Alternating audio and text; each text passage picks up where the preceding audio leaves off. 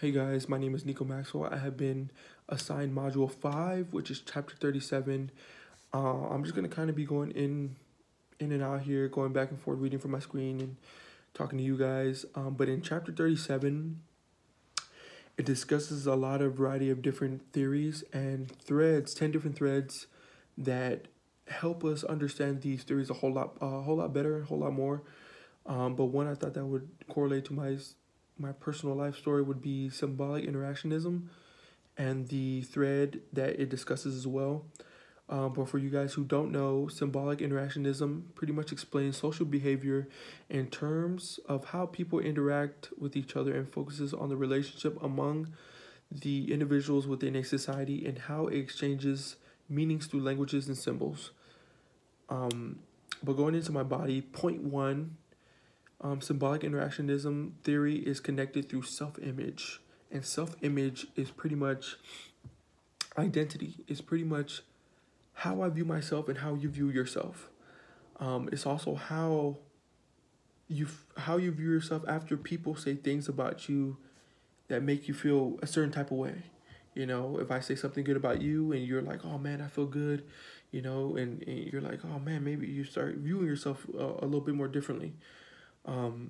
That's just kind of how it gets self-image plays its part in the symbolic part. But going into point two, it's just so common and relatable in our world today. Symbolic interactionism theory, just because of how our world is evolved today, just because of the social media and you know the Instagram, Snapchat, Facebook, Twitter, YouTube, just all those different social media platforms for us to be able to put out pictures, videos, just a whole lot of different content, and for other people to pretty much just view it and also to be able to interact with others. You know, that's another way we interact. You know, all those social media. You know, DMs and comments and likes and pokes and all types of weird stuff. But it just plays. It can be a good and a bad thing just because of the situation. You know, there can be a lot of different emotions. Like, you know, it can be a roller coaster. It can be good things. It can be bad things. It's just really depending on the situation of, you know, what you put out there as well. But going into point three, I kept asking myself, like, when I was doing this, how it will correlate to my personal life, and how it did is when I was playing, coming out of high school, I played basketball in high school, was really good, but going into college, you know, I had this kind of self-image of myself that, like, when I play college basketball, like, I want to play a lot, you know. And sometimes I played a lot, I didn't play a lot, you know.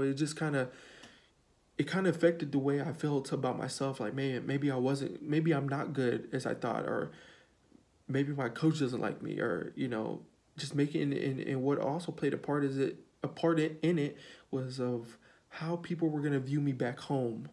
And like, oh man, Nico was good in high school, but now he's in college, he's not good at all. And it just made me kind of look back at myself and take time and view myself and how I felt about myself at that time. Was rough, but it shouldn't be about what people say about you. It should be about how you view yourself and what you say about yourself, that maybe those things that you need to work on to get better in that certain situation. But in my conclusion, what I've learned from this symbolic interactionism theory and the thread self-image is that our society shouldn't worry about how people view ourselves. How people view ourselves, view you and others. It should be about how you view yourself and how well you interact with others. Thank you.